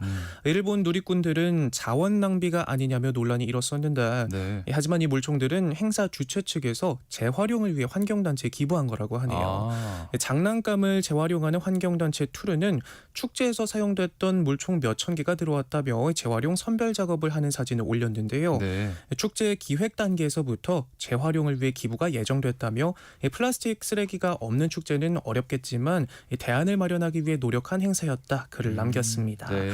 또 100% 재활용을 공언하면서 분류한 물총 사진도 함께 게시했는데 해당 물총들은 고쳐서 다시 쓰거나 일부 교육용 자원으로 활용하고 재생 플라스틱 판재를 만드는 데도 사용되는 것으로 알려졌고요. 네. 워터밤 주최 측도 지난해 물총을 재활용한 소품을 소개하는 등 환경에 대한 고민을 하고 있다는 점을 엿볼 수 있었고 네. 쓰레기가 나오는 걸 반기진 않지만 신나게 논 뒤에 재활용을 고민해달라는 말도 울림을 줬습니다. 네. 자, 그리고 이 배우 이시영 씨가 전 남편과 이 동의 없이 냉동 배아를 이식해서 둘째를 임신했다는 사실을 밝혔는데 이거 두고 좀 법적 책임 논란이 일고 있네요. 네, 이혼 소송 과정에서 전 남편의 동의 없이 냉동 배아를 이식해 둘째를 임신했다 밝히면서 논란이 불거지고 있죠. 네. 이시영 씨는 결혼 생활 중 시험관 시술로 둘째 아기를 준비하는 과정에서 수정된 배아를 이식받지 않은 채 시간이 흘렀다며 이혼 소송으로 법적 관계가 정리될 때쯤 이 배아의 냉동 보관 만료 시기가 다가왔고 배우자 동의 없이 이식을 결정했다 설명했습니다. 또 보관 기간이 다 돼가는 배아를 도저히 제 손으로 폐기할 수 없었다며 어떤 질책이나 조언도 받아들이겠다고 말했는데요. 용기 있는 결정이란 평가도 있지만 배우자 동의 없이 배아 이식을 결정했다는 점에서 생명 윤리에 어긋난다는 비판도 나옵니다. 예. 이시영 씨의 경우 전 남편이 시험관 시술에는 반대했더라도 아이에 대해선 책임지겠다는 입장을 알려졌지만 네. 비슷한 사례가 반복될 경우 법적 분쟁으로 번질 가능성도 배제할 수 없는데요. 전문가들은 동의 여부에 따라서 그 자녀에 대한 상속이라든지 양육비 지급에 관해서 양 당사자 간의 분쟁의 소지가 있을 수 있고 동의서 내용이 어떻게 작성됐느냐에 따라서 생명윤리법에 위반된지 문제가 발생할 수 있다 짚었습니다. 네. 하프타임 뉴스 여기까지 하겠습니다. 지금까지 임선우 뉴스캐스터와 함께했습니다. 오늘 말씀 고맙습니다. 고맙습니다. 세상의 모든 정보 청취율 조사 기간을 맞아서 작은 이벤트 이어가고 있죠. 어디서 무엇을 하면서 세모정 청취하고 계신지 여쭤봤는데요. 11155님 제주도에서 펜션 운영하고 있습니다. 항상 이 시간에 세모정 들으면서 청소를 해요. 정원의 잔디도 주기적으로 깎는데 요즘 날씨 너무 더워서 힘드네요. 무더위 힘든데 모두 쉬엄쉬엄 일하세요 라고 또 응원의 문자를 보내주셨고요. 2758님 냉장고 속 잔반들 다 꺼내서 혼밥하면서 세상의 모든 정보 듣고 있습니다. 영양 가득한 정보가 많아서 빠짐없이 듣고 있어요. 제 칭찬도 이렇게 해주셨고 저 더 열심히 경청하면서 진행하도록 하겠습니다. 5102님 사랑하는 아내가 임신했어요. 아이고 축하드립니다. 그래서 산부인과 함께 왔다가 지금 집사람은 영양제 맞고 있고 저는 차에서 라디오 듣는 중입니다. 잘 들을게요. 예, 혹시나 라디오 듣다가 또 아내분 연락 놓치시면 큰일 나니까요. 예, 항상 경계 이렇게 세우시고 아내의 말씀에 귀를 잘 기울이시기 바랍니다. 이거 평생 간다고 하더라고요. 자, 9344님 전남 여수 돌산에 사는 허용문입니다. 반갑습니다. 오늘 문어 금어기 해제되는 날이라서 휴가 쓰고 문어 잡으러 왔습니다. 너무 더워서 잠깐 차에서 에어컨 켜고 라디오 들으면서 쉬고 있어요. 문어 잡는 거 너무 좋은데 안전하게 하시고요. 조금이라도 어지럽거나 하시면은 물 마시고 시원한 곳에서 꼭 쉬시기 바랍니다. 8206님 산업용 가스 배달하는데 너무 덥네요. 잠시 그늘에 주차하고 얼음물 마시면서 라디오 듣습니다. 또 3552님도 수도 검침 중에 잠시 휴식을 취하려고 차 세워두고 라디오 듣고 있습니다 하셨거든요. 이렇게 무더운 날 또 야외에서 이렇게 일하시는 분들이 많이 계시는데 저희 세모정 함께 하시면서 충분한 휴식 되셨으면 좋겠습니다. 쉬시면서 또 다양한 정보도 얻어가시면 좋겠고요. 문자 계속해서 보내주시기 바랍니다. 오늘 문자 보내주신 분들 가운데 추첨을 통해서 10분께 모바일 치킨 쿠폰 보내드리겠습니다. 그리고 이 청취율 조사 전화 오면 꼭 좀 받아주시고요. 세상의 모든 정보 잘 듣고 있다고 말씀해 주시면 감사하겠습니다. 직장인을 위한 라디오 생존 백서 코너로 오겠습니다. 오늘 점심 메뉴 추천. 귀로 듣는 푸짐한 지식 한 상 어떠세요? 세상의 모든 정보. 아나운서 임지용입니다. 일터에서 억울한 일은 없어야겠죠. 알아두면 도움이 되는 노동법 이야기, 직장인을 위한 라디오 생존 백서, 소나무 노동법률사무소 김효신 노무사 나오셨습니다. 안녕하십니까? 네, 안녕하세요. 자, 오늘은 어떤 주제로 이야기를 나눠볼까요? 네, 옷 이야기를 조금 해볼까 합니다. 옷이요? 네. 사실 우리가 뭐 일상생활하면서도 옷 똑같이 안 입고 다니시잖아요. 네. 근데 회사에서도 다양한 옷을 입고 출근하시게 되는데 네. 우리가 뭐 식당이나 병원, 공장, 마트 등에서 일하시는 분들은 저마다의 근무복이 존재하게 됩니다. 그렇죠. 근데 우리 일반 뭐 사무직 회사원 분들도 뭐 별도의 유니폼은 없지만은 어떤 회사는 근무 복장을 엄격하게 규정하고 있기도 하지만 네. 뭐 심지어는 다른 데는 반바지를 허용하는 곳도 있습니다. 예. 네, 그리고 또 유니폼이 다른 뭐 우리 일반인들한테 예쁘다 이런 소리도 듣지만 정작 네. 입으시는 분들은 오히려 불편을 호소하기도 하거든요. 네네네. 그래서 오늘 호불호가 극명하게 엇갈리는 직장에서의 근무복에 대해서 한번 오. 설명드려볼까 합니다. 재밌는 주제를 네. 들고 오셨습니다. 네. 라디오 생존 백서 오늘은 일하는 공간에서 입는 근무복 규정에 관해서 살펴보겠습니다. 관련해서 궁금한 점 있으신 분들 또 상담 필요하신 분들 문자 보내주시면요. 김효신 노무사와 함께 상담해 드리겠습니다. 추첨을 통해서 커피와 케이크 쿠폰도 드립니다. 많은 참여 부탁드릴게요. 자, 문자는 샵 9730번 보내주시면 됩니다. 짧은 문자는 50원, 긴 문자는 100원의 정보 이용료가 들고요. 콩 게시판 통해서는 무료로 참여하실 수 있습니다.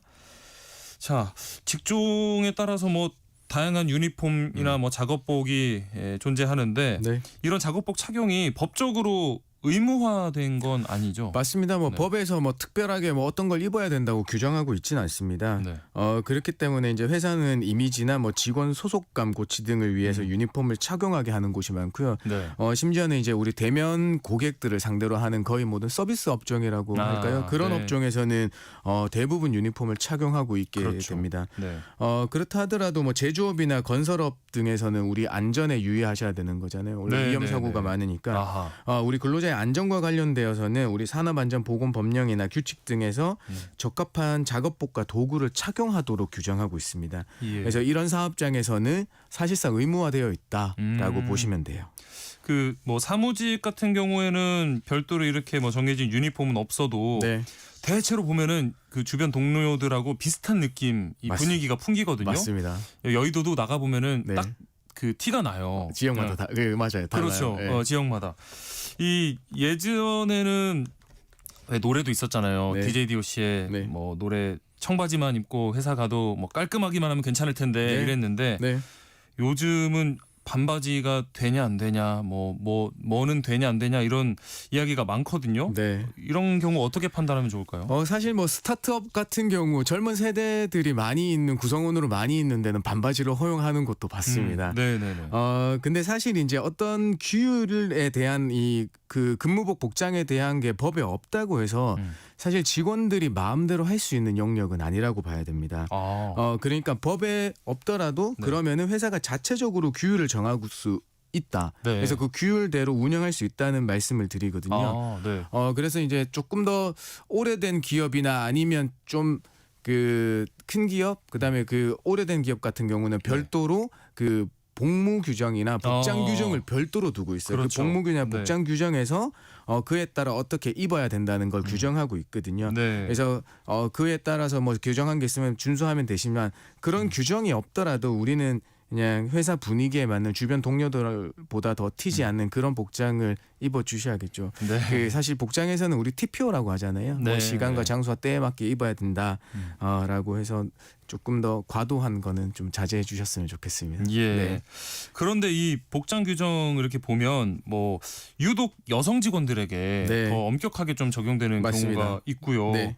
그리고 아까 말씀 잠깐 해주셨는데 서비스직 같은 경우에 이게 일에 도움이 되는 게 아니라 오히려 좀 방해가 되고 불편을 초래하는 경우도 있는데 네. 이 복장을 좀 강제로 입게 하는 근거는 뭘까요? 사실 우리는 이게 헌법 119조에서 파생되는 우리 기업 영업 활동의 자유권에서 보고 있습니다. 그렇기 네. 때문에 헌법 말고 다른 데에서는 이 복장에 대한 규정한 게 없기 때문에 네. 기업의 영업 활동 자유로서 규정해서 운영할 수 있다는 거고요. 그다음에 또 사용자의 업무 지휘권을 우리는 인정하고 있거든요. 네. 그에 근거를 두고 있다고 보시면 됩니다. 그리고 또 고객 대면 업무가 많은 경우에는 직원 용무나 또 기업 이 용모 그다음에 복장이 기업 이미지나 신뢰도 신뢰도에 영향을 미친다는 보고들이 많습니다. 그래서 그렇죠. 우리가 어느 정도 규제의 필요성은 인정된다라고 했습니다. 네. 근데 뭐 각 회사들이 이제 소속감 고치들을 많이 얘기하기도 하는데요. 간혹 이제 멋스러움이 더 강조되는 경우들이 있어서 그때 네. 이제 그 불편함이 많다라는 얘기들이 나오고 있긴 합니다. 예. 네. 그리고 이게 요즘 세상에 뭐 이런 곳이 진짜 있을까 싶지만 네. 여성 근로자에게 뭐 특정 복장, 예를 들면은 뭐 치마만 입어야 된다. 네. 뭐 이런 식으로 요구하는 경우도 있던데. 네, 맞습니다. 이런 거는 문제가 되지 않을까요? 특정 뭐 우리가 되게 보시면 이제 접수대에 계시는 분들에 대해서 네. 이런 복장 규정을 되게 많이 하는 회사들이 많습니다. 네. 그런데 이제 우리가 아까 처음 말씀드린 거는 이제 그 제가 아까 말씀드린 일반적인으로 받아들일 수 있는 수준에서 얘기인 거고요. 그러니까 네. 복장 규정에 따라야 된다는 건데 네네. 만약에 이제 여성들에게만 특별히 업무상 정당한 이유 없이 강제한다면은 이건 역시 성차별에 해당한다고 볼 수도 그렇죠. 있겠습니다. 네. 그런데 그러면 성차별에 해당되니까 이걸 회사의 방침을 그럼 법적으로 어떻게 제재할 수 있는 방법이 있습니까라고 다시 반문하신다면 네. 그거는 저는 사실상 물음표다. 갸우뚱할 수밖에 없습니다. 아하. 네, 왜냐하면 이게 네. 우리가 선언적인 의미에서 근로기준법에서도 사용자는 근로자에 대해서 남녀 성을 이유로 차별적 대우를 못한다고 규정하고 있고요. 예. 또 우리가 남녀고용평등법에서는 남녀가 동등하게 존중받는 직장 문화 조성에 노력해야 된다고 규정하고 있지만은 이게 예. 사실상 선언적 의미고 별도의 아. 제재 규정이 없다는 점 때문에 그렇습니다. 그렇군요. 네. 뭐 무더운 여름에 스타트업 같은 곳에서는 아까 반바지 착용도 허용이 되는 곳 있다. 네. 그리고 좀 보수적인 곳은 이 복장 규정이 있어서 전 직원이 따르도록 한다 하셨는데 네. 이런 복장 규정이 좀 인권 침해에 해당하는 것 아니냐 이런 주장도 있거든요. 아까 말씀드린 대로 이 법에서 별도로 규정한 바가 없기 때문에 복장 지침 만들어서 운영하는 걸 기본적으로 가능하다고 보고 있습니다. 예. 그렇기 때문에 이게 복무규율이나 복장 규정 정하고 준수하도록 하는 것은 어떻게 보면 회사의 재량권에 속한다라고 얘기 드릴 수 있고요. 예. 또한 뭐 우리 직장 생활 하는 데는 뭐 업무적으로 우리 동료들하고 지내야 되고 또 상하관계 위계 질서가 있는 것을 본다면은 네. 어느 정도의 복장규율, 복무규율은 당연히 조금 필요하다라는 인정이 되고 있습니다. 그러면은 이 규정이 만약에 너무 막 엄격한 경우에도 네. 어쩔 수 없이 그 복장 규정을 따라야만 하는 걸까요? 사실상 이제 회사의 권리 남용이 없는 이상 따라야 된다는 건 맞거든요. 그래서 네. 이게 복장에 관한 규율 자체가 너무 지나치게 엄격하거나 뭔가 이럴 직장 질서하고 무관하게 뭐 일부 경영진의 취향과 관련돼 있다. 네, 이런 아이고. 거에 규율의 효력이 문제될 수가 있고 사실상 우리가 언론에 보도되기도 하고 그렇지 않습니까? 예. 근데 사실상 이제 법적 분쟁으로 가는 경우는 이 규율을 위반한 직원에 대해서 회사가 어떤 인사 조치를 했을 경우에는 그 인사 조치에 대한 부당성을 다투는 데서부터 시작되게 돼 있습니다. 네. 그렇기 때문에 이런 부당성을 다툰 조치에서 이것까지 다투어 봐야 돼서 그런 사례는 아직까지 많지 않았습니다. 그러면 뭐 엄격한 복장 규정에 대해서 실제로 이의를 제기한 사례가 있습니까? 네, 한 가지 사례를 발견했습니다. 이건 사실 이제 노동법적 문제로 다뤄지진 않았고요. 이제 네. 공공기관에서 복무하던 이제 근무하던 사회복무요원이 반바지 금지와 관련해서 네. 우리 거기 이제 행정복지센터에 이제 인권위를 진정을 한 사례입니다. 네네. 네, 그래서 이제 기관이 주장하기를 이제 직원하고 민원인의 불만도 있을 거고 공공기관의 품위 유지를 위해서 복장을 제한해야 된다고 이제 주장하기도 했는데요. 네. 인권위는 이에 대해서 이제 출퇴근 시 반바지 착용이 공공기관에 부정적 영향을 미치는지 잘 모르겠다. 그다음에 과도하게 출퇴근 복장 제한하는 게 헌법상 행동 자유권을 침해하는 걸로 판단해서 시정을 권고하긴 했거든요. 예. 근데 사실 이런 권고가 있었지만 유야무야 넘어간 것 같습니다. 네, 왜냐하면 이 사건이 이제 2022년도에 있었는데요. 이제 만약에 이게 시정 권고를 다 받아들이고 행정기관에 뭐 시정 조치가 내려졌다고 한다면은 사회복무요원들이 다 반바지 입고 있어야 되는 거잖아요. 그렇죠. 근데 지금 보면 그렇진 않습니다. 본 적은 없는 것 같고요. 네, 맞습니다. 예. 그리고 이 뭐 복장 규정과 함께 그 풀 메이크업 뭐 예를 들면 판매 서비스직 여성 직원들에게 이렇게 맞습니다. 풀 메이크업 강요하는 일들이 있는데 이런 거는 문제가 안 될까요? 사실 이제 요게 몇 년 전에 우리 명품 화장품 판매 직원들이 여기에 대해서 근로시간에 포함해 달라고 하는 이의 제기를 한 적이 있습니다. 이때 이제 논란이 된 것이 우리 직원들이 이 풀 메이크업을 하는 게 우리는 작업복 같은 것이라고 얘기하곤 했거든요. 네네네. 왜냐하면 이제 심지어 그 회사가 어떤 가이드라인까지 정해놓고 이걸 수시로 변경하고 시즌별로 신제품 나오면 그걸 사용하고 거기에 맞게 다른 화장을 해야 된다는 겁니다. 네. 그래서 직원들이 이게 명명하기를 꾸밈 노동이다라고까지 얘기해요. 꾸밈 노동이다. 꾸밈 노동이다라는 바꿔야 되는 이제 그런 얘기를 했는데요. 네. 그래서 화장하는데 이런 꾸밈 노동하는데 그런 시간을 근로 시간에 포함해 달라고 이제 소송을 제기를 했지만은 네. 예, 재판부에서는 사실관계 정확하게 확인할 수 없다는 이유로 예, 받아들여지지 않았습니다.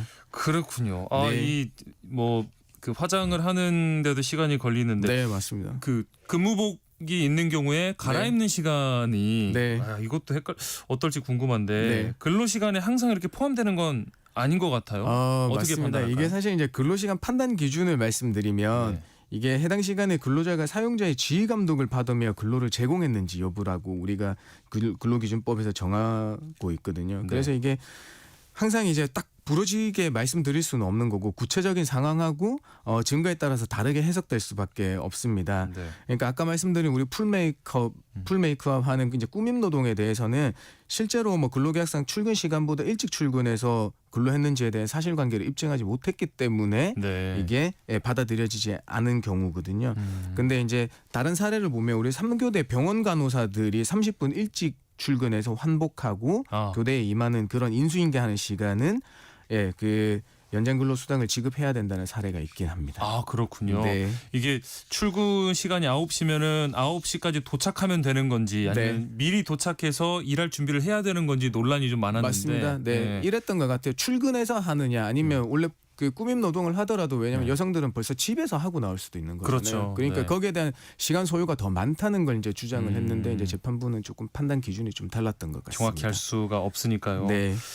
만약에 이 회사에서 이렇게 유니폼이 있어서 회사에서 네. 유니폼을 제공하고 이거를 퇴사할 때 유니폼 값을 물어내라. 네. 이런 경우가 있던데 아니 회사에서 뭐 회사 이익을 위해서 입으라고 해서 입었던 건데 일찍 퇴사한다고 이거를 비용을 내라고 하면 뭔가 좀 부당하다는 생각이 들 것 같은데요. 맞습니다. 좀 이상하긴 해요. 회사 일을 위해서 우리 유니폼을 착용했다고 해서 내가 그러면 퇴사 자유를 막는 것 아니냐라는 이제 생각들을 하실 수 있는데요. 네. 근데 이렇게 정한 게 우리가 이제 근로기준법에서 정한 위약 예정 금지에 위반되는지 살펴봐야 돼요. 예. 위약 예정 금지란 뭐냐 하면 이게 사용자가 근로계약 불이행에 대한 위약금이나 이제 손해배상을 약정하지 사전에 정하지 못하도록 하고 있거든요. 네. 근데 사실 이제 이거 위반 이제 그 생각을 해보면 안전보건에 뭐 필수적이지 않은 이상 어떤 법에서도 근무상에 필요한 물품을 사용자가 제공해야 된다고 규정하고 있지 않습니다.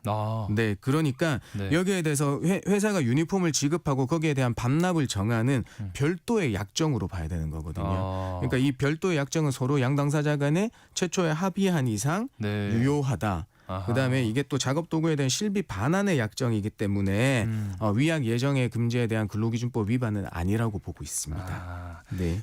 그러면요, 뭐 예를 들어서 그 제조업 공장 같은 곳에서 작업에 필수적인 그런 작업복이 있잖아요.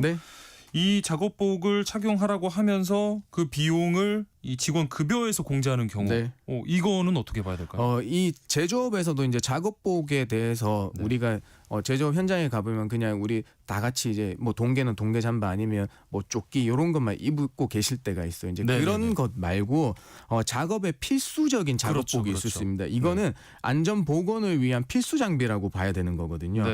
그렇기 때문에 아까 말씀드린 산업안전보건법령에 따라서 근로자의 생명 신체를 보호를 위한 보호구는 사업주가 제공하는 게 맞거든요.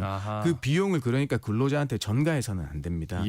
만약 실제로 이러한 작업복을 우리 급여에서 차감했다고 하면 이 전액불 지급의 원칙에 위반되는 임금 체불에 해당되겠습니다. 그러니까 뭔가 안전과 이렇게 직결되어 있는 그런 복장인 경우에는 맞습니다. 또 상황이 다를 수 있다는 건데. 그럼 만약에 반대로 회사가 근로자 안전을 위해서 이런 물품을 지급을 해서 작업복을 입으라고 했는데 이거 막 불편하고 이래서 막 착용하지 않는 경우도 있을 수 있잖아요. 이럴 때는 어떤 조치가 가능할까요? 이제 이런 것들은 뭐 작업복도 있지만 안전모에 대해서 가장 많이 적발되는 게 해요. 그래서 그리고 또 우리 산업안전보건법이나 다들 많이 들어보신 우리 중대재해처벌법에서는 사용자의 근로자의 안전을 확보해야 되는 진짜 정말 강력한 의무를 부과하고 있죠. 그렇기 때문에 이런 걸 회사가 계속 강조했음에도 불구하고 위반한 근로자 가 있다고 하면 네. 뭐 처음에는 경고를 하겠지만 계속 그런 일들이 일어난다고 하면 업무에서 배제하거나 아니면 이것도 안 되고 계속 동일한 행위가 반복됐다고 하면 우리 징계까지 나갈 수 있다라고 말씀드립니다. 본인의 안전을 위해서라도 조금은 뭐 불편하더라도 반드시 이런 뭐 복장이나 장비들은 꼭 착용을 해 주시기 바랍니다. 네. 직장인을 위한 라디오 생존 백서, 오늘은 일하는 공간에서 입는 근무복 규정에 관해서 이야기 나눠보고 있습니다. 관련해서 궁금한 점 있으신 분들, 상담 필요하신 분들 계속해서 문자 보내주시기 바랍니다. DJ DOC의 DOC와 춤을 듣고 오겠습니다. DJ DOC의 DOC와 춤을 함께 들어봤습니다. 그 사이에도 또 많은 분들이 문자를 보내주셨는데요. 8736님, 백화점 주차 요원 알바생인데요. 이렇게 더운데 두꺼운 유니폼에 조끼 또 코트까지 입습니다. 아이고, 야외라서 아스팔트 이 지열까지 올라오는데 백화점 측에 얇은 유니폼으로 바꿔달라고 말할 수 있을까요?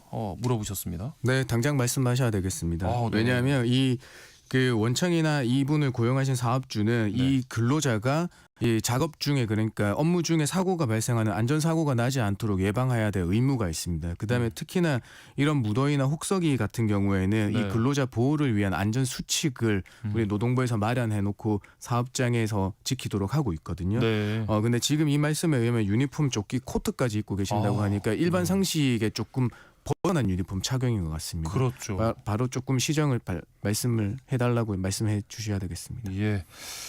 이 날씨에는 반팔 반바지만 입어도 막 땀이 주룩주룩 흐르는데 고생이 많으십니다. 2893님, 휴게 시간에 근무 복장을 탈의하고 휴식을 취하는데 근무 태만이라고 제재를 받습니다. 이거 복장 규범 위반에 해당되나요? 하셨습니다. 사실 장소적 문제가 조금 있는 것 같습니다. 사실 우리 휴게 시간은 자유 이용을 할 수 있다는 게 원칙이죠. 그런데 이게 무한대의 자유가 허용되는 건 아니고요. 사용자의 뭐 시설 관리권이나 직장 질서 유지를 위해서 어느 정도 규율할 수 있다고 보고 있습니다. 그렇기 때문에 회사가 이제 지적한 게, 만약에 어떤 우리가 고객들이 많은 데나 다른 분들이 많은 데서 조금 탈의를 하고 하셨다고 하면 뭐 얘기를 할 수 있지만, 어떤 휴게 공간이 마련돼서 우리 회사만 이렇게 조금 더 떨어져 있는 그런 곳에서 하는 곳에서 제재까지 하는 거는 조금 지나친 처사죠. 잠깐 이렇게 든 생각이, 놀이공원에서 인형탈 쓰고 알바하시는 분들 있잖아요. 이런 분들도 아이들 앞에서는 인형탈 벗으면 안 되거든요.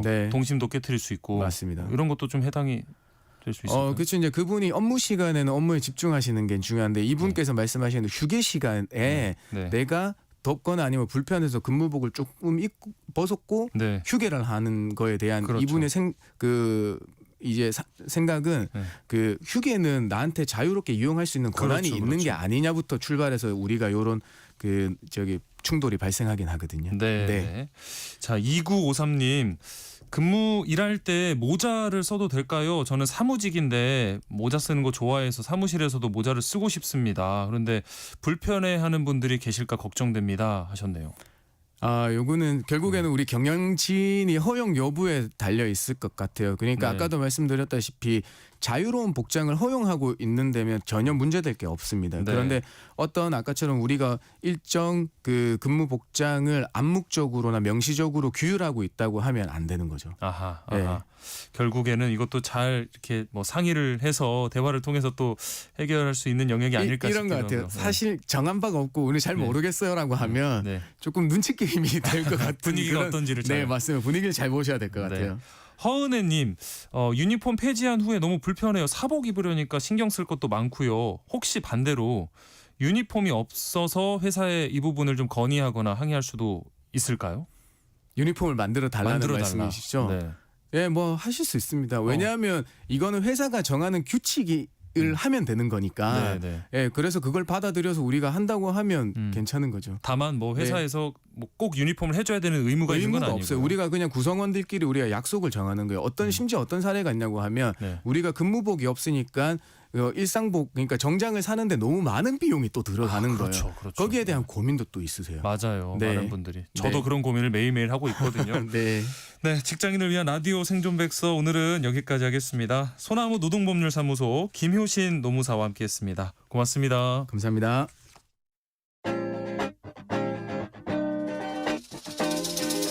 세상의 모든 정보를 당신의 귓가로 특급 배송해드립니다. 세상의 모든 정보.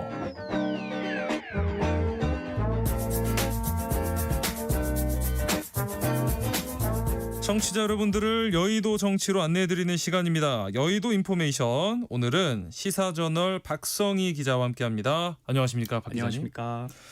자, 윤석열 전 대통령에 대한 두 번째 구속영장이 청구가 됐고 잠시 후 이제 2시 15분에 영장 심사가 열리는데 어떤 혐의가 적용됐는지부터 볼까요? 네, 잠시 뒤 서울중앙지법에서 윤석열 전 대통령의 구속 여부를 가를 영장 심사가 열립니다. 네. 특검이 준비한 영장 청구서 분량만 66쪽에 이르는데요. 네. 이를 통해 증거인멸의 우려 그리고 도주 우려 등 구속 사유가 명백하다며 구속영장을 발부해달라고 법원에 요청했습니다. 네. 영장에 적시된 핵심 혐의는 크게 5가지 정도 됩니다.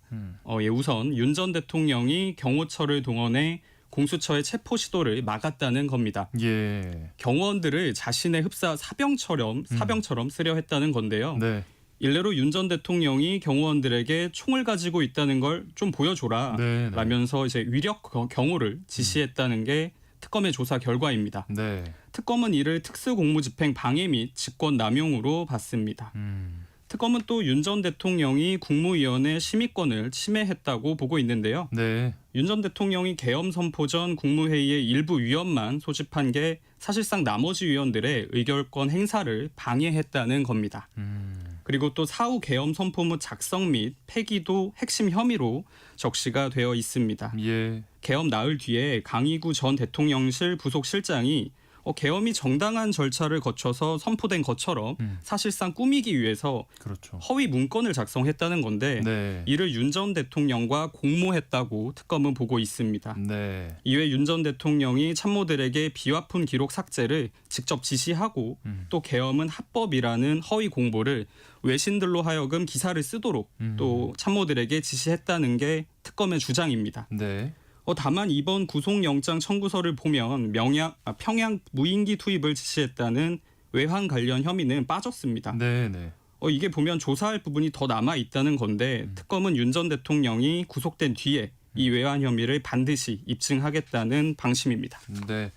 지금 윤 전 대통령 측은 뭐 혐의들을 전면 부인하고 있다고 하는데 변호인 입장은 뭡니까? 네, 윤 전 대통령 측은 혐의를 하나도 아니고 모두 부인하고 있습니다. 네. 구체적으로 계엄 당일에 일부 국무위원만 부른 것은 사안의 긴급성을 고려한 거다. 네. 그러니까 너무 긴급하다 보니까 모든 국무위원을 다 부를 수가 없었다. 좀 가까운 국무위원들, 빠르게 올 수 있는 국무위원들만 순서대로 불렀다. 네. 그리고 무엇보다 이게 절차상 문제될 게 사실 없다라고 주장을 하고 있습니다. 예.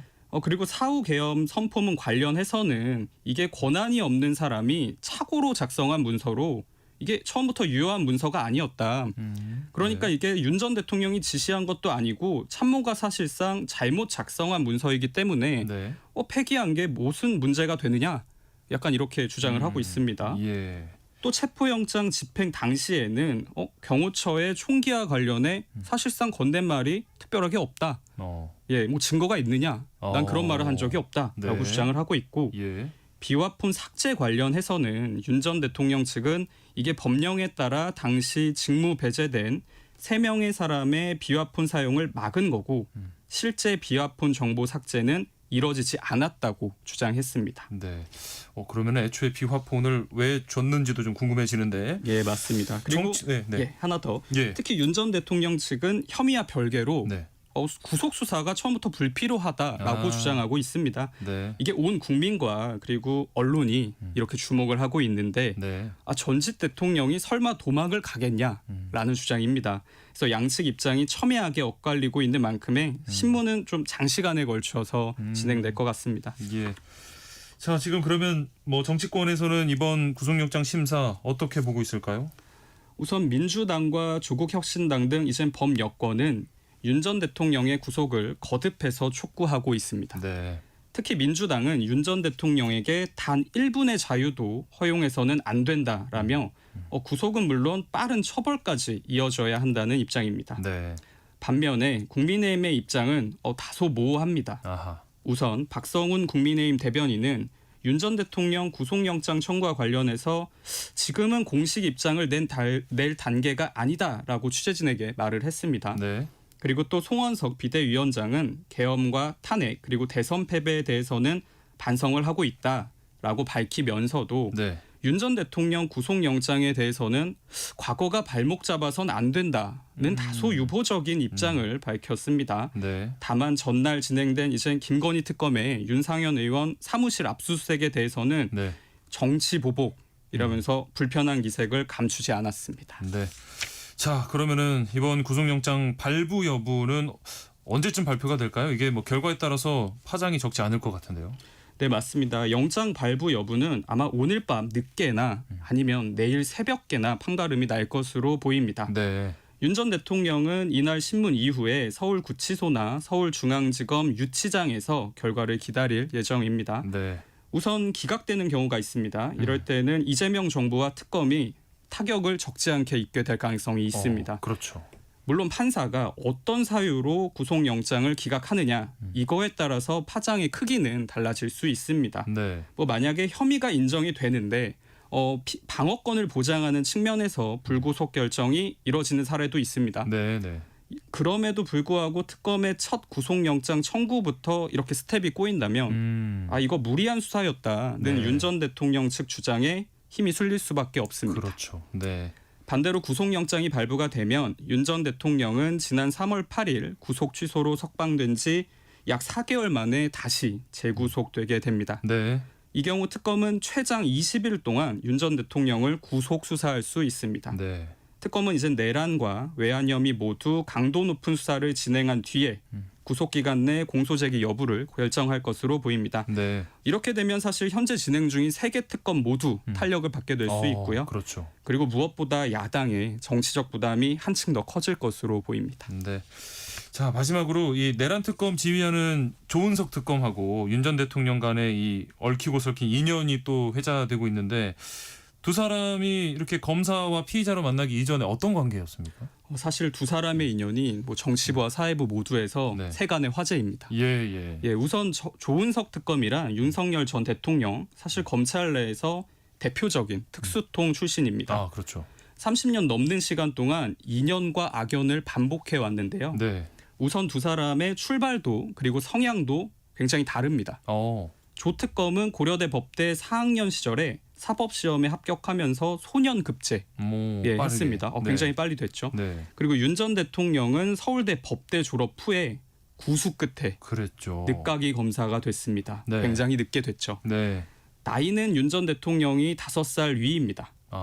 위입니다. 그런데 사법연수원 기수는 조특검이 4기수 위인 검사 선배인데요. 네네. 조특검이 굉장히 세밀한 논리 그리고 법리에 기반해서 수사를 좀 추구하는 반면에 네. 저희 MBTI로 따지면 약간 T 성향인 거죠. 윤 전 대통령은 수사와 속도의 그 감을 검사 특유의 감을 더 중시했다고 합니다. F 성향인 거죠. 네. 이후 두 사람 모두 사실 굉장히 잘 나가는 특수통 검사로 이름을 알렸습니다. 네네. 그러나 조특검은 이제 박근혜 정부 당시에 세월호 참사 수사를 하면서 그리고 윤 전 대통령은 국정원 댓글 공작 수사 그 외압 의혹을 폭로한 후에 좌천을 거듭하게 됩니다. 예. 그랬던 두 사람이 이제 문재인 정부에서 이른바 최순실 게이트 사건을 계기로 재기에 성공합니다.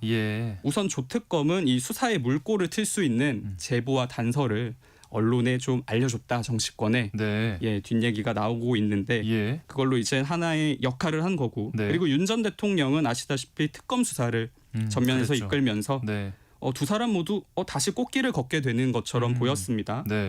그런데 인연이 여기까지였습니다. 2019년에 검찰총장 인선 당시에 조특검은 유력한 검찰총장 후보였습니다. 그런데 문재인 정부의 이제 선택은 검사 윤석열이었던 거죠. 그랬죠. 그래서 이때 조특검이 윤 전 대통령이 설득을 합니다. 나와 같이 일을 하자. 선배 같이 일을 해보자. 라고 이렇게 설득을 했음에도 나는 후배의 지위는 받긴 어렵다. 또 내기수나 차이가 나니까요. 기수 차이가 꽤 나니까 그래서 검찰을 떠났습니다. 사실 이렇게 뭐 두 사람의 검찰에서의 인연은 끝나는 것처럼 보였는데 이번에 두 사람 이연이 다시 이어진 거죠. 악연으로 네. 이어졌습니다. 사실상 악연인데 조특검이 이재명 정부가 지명한 내란 특검으로 윤 전 대통령을 수사하게 된 거죠. 네. 이제 검사 선후배였던 이 두 사람이 피의자와 수사 책임자로 법정에서 마주하게 됐습니다. 네. 자, 다음으로 방송 3법 얘기를 해볼게요. 이 민주당 주도로 과방위 전체 회의에서 방송 3법 통과가 됐는데 구체적으로 어떤 내용이고 쟁점이 뭔지 한번 짚어볼까요? 네, 핵심은 공영방송 지배 구조를 손보는 겁니다. 네. 공영방송을 정치 권력으로부터 독립시키겠다는 것이 입법의 취지인데요. 네. 법이 시행되면 1987년 이후 38년 만에 공영방송 지배 구조가 완전히 바뀌게 되는 겁니다. 네. 개정안의 골자는 이제 공영방송 이사 수를 늘리는 겁니다. 네. 동시에 이사 추천권을 다양한 주체에게 나눠주도록 했습니다. 네. 지금까지 이사 추천 권한은 여야가 100% 갖고 있었습니다. 다만 개정안에선 국회 이사 추천권은 40%로 낮아집니다. 네. 나머지는 시청자위원회 등 외부 추천으로 진행됩니다. 네. 개정안은 또 방송사 사장을 뽑을 때 사장 후보 추천위원회 구성을 의무화하고 또 사장 선임 시에는 이사 5분의 3 이상이 찬성하도록 한 특별 다수 제도를 신설했습니다. 네. 민주당은 이제 과방위에서 이 처리된 방송 3법을 7월 국회 내 본회의 처리까지 마치겠다는 계획입니다.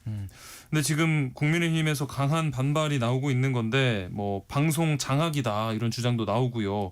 그 근거가 뭘까요? 예, 사실 국민의힘은 굉장히 격렬하게 반발을 하고 있습니다. 그렇죠. 국회에서 기자들을 만나도 이거는 반드시 막아야 한다 이렇게 얘기를 하고 있는데 네. 사실상 방송 장악이라는 그 이유를 보면 법이 시행되면 3개월 안에 기존 이사진을 전면 교체하게 돼 있다. 이 점을 가장 문제를 삼고 있는데요. 네. 국민의힘은 방송 3법을 민주노총의 청구서라고도 부르고 있습니다. 네. 그래서 즉각 폐기하고 여당과 원점에서 재논의해야 된다는 입장입니다. 예. 특히 공영방송 이사의 구성에 국회 추천 몫을 40%까지 확대하고 노사 동수 편성위원회 구성을 의무화한 게 이 점이 가장 문제다라고 짚고 있는데 네. 일례로 MBC 사장을 지낸 김장겸 의원은 언론노조가 방송을 장악하는 구조가 될 것이다. 방송 3법이 통과가 되면 네. 이는 언론 자유에 대한 도전이자 위헌적인 행위다라고 주장을 했습니다. 그러면 야당이 이 입법을 막아세울 방법이 따로 있기는 한 걸까요? 방송법이 앞으로 본회의까지 무난히 통과될 수 있을까요? 현실적으로는 무난히 통과될 가능성이 매우 높습니다. 네네. 민주당과 조국혁신당이 국회 과반 의석을 이미 확보하고 있고 사실 이 정족수만 따지면 통과 자체는 무리가 없습니다. 네. 무엇보다 국민의힘이 법적으로 할 수 있는 게 많지 않습니다. 이제 107석으로는 단독 법안 처리는 물론이고 저지도 불가능한 상황인데 그렇죠. 대선 패배 이후에 이제 대통령의 제2요구권, 즉 거부권이죠. 이게 야권 손을 떠났기 때문에 네. 입법 과정에서 쓸 수 있는 카드가 거의 없습니다. 네. 대통령실에서는 이재명 대통령이 개별 법안에 대해서 언급한 적이 없다라고 했는데 민주당은 대통령 뜻이다 이러면서 방송 3법을 강행 처리했거든요. 실제 대통령 입장은 뭘까요? 사실 이게 다소 애매합니다. 왜냐하면 대통령실 강유정 대변인은 네. 이 대통령이 방송법에 대해 구체적으로 언급을 한 적이 없다라고 선을 그었습니다. 네. 다만 동시에 이 대통령은 누가 집권하느냐 여부와 관계없이 국민에게 대중적 지지를 받을 수 있는 방송법이 필요하다 이렇게 밝힌 것으로 전해집니다. 네. 또 최근에 이 대통령과 식사를 한 민주당 상임위원장들이 대통령이 방송법에 이견이 없다라고 이렇게 말을 했다라고 네네. 국회 기자들한테 전달을 했는데 예. 이게 사실상 종합하면 이 대통령이 여당의 방송개혁안에 힘을 실어주고 있는 거 아니냐라는 해석이 나옵니다. 네. 그리고 방송법 두고 또 하나 논란이 된 게 이진숙 방통위원장이 대통령이 방통위 자체안을 만들라고 지시했다 이렇게 말을 한 건데 대통령실은 이거 지금 오해라고 밝혔고요. 양측 입장이 이렇게 어긋난 이유가 뭘까요? 네, 논란은 지난 7일이죠. 이제 국회 과방위 전체 회의에서 벌어졌습니다. 네. 이진숙 방통위원장이 이재명 대통령이 방통위안을 만들어 보라고 직접 지시했다. 네네. 이렇게 발언하면서 논란이 촉발이 된 건데 네. 여당 주도로 추진 중인 이제 방송 3법과 별개로 방통위안을 따로 만들어 오라 이런 뉘앙스로 이제 읽힌 거죠.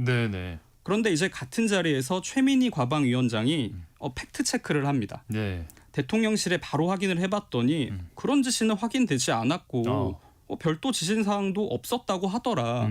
이렇게 반박을 한 건데 네. 이후에 이젠 대통령실도 입장을 밝힙니다. 네. 강유정 대변인이 브리핑을 통해서 이게 지시라기보다는 의견을 물은 쪽에 가깝다. 대통령이 이준석 위원장에게 위원장의 의견은 어떠세요? 라고 한번 물어본 건데 이거를 지시라고 오해한 것 같다.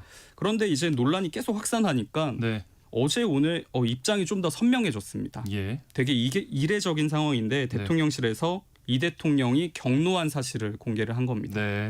강유정 대변인이 오늘 이제 브리핑을 통해서 비공개 회의 내용을 개인 정치에 왜곡해 활용해선 안 된다면서 이 대통령이 이준석 위원장을 질책했다고 전했습니다. 그리고 이 위원장에 대해서 국무회의 참석 배제도 검토할 수 있다고 밝혔습니다. 네, 사실상 겨냥해서 좀 경고성 메시지를 날린 걸로 해석이 되네요. 예, 맞습니다. 여의도 인포메이션 오늘은 여기까지 하겠습니다. 지금까지 시사저널 박성희 기자와 함께했습니다. 고맙습니다. 감사합니다.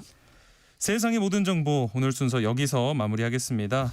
모바일 치킨 또 커피 쿠폰 당첨자는 저희 홈페이지 공지사항에서 확인하실 수 있습니다. 많이 참여해 주셔서 고맙습니다. 저는 내일 다시 찾아뵙겠습니다. 행복한 오후 보내세요. 지금까지 아나운서 임지웅이었습니다. 고맙습니다.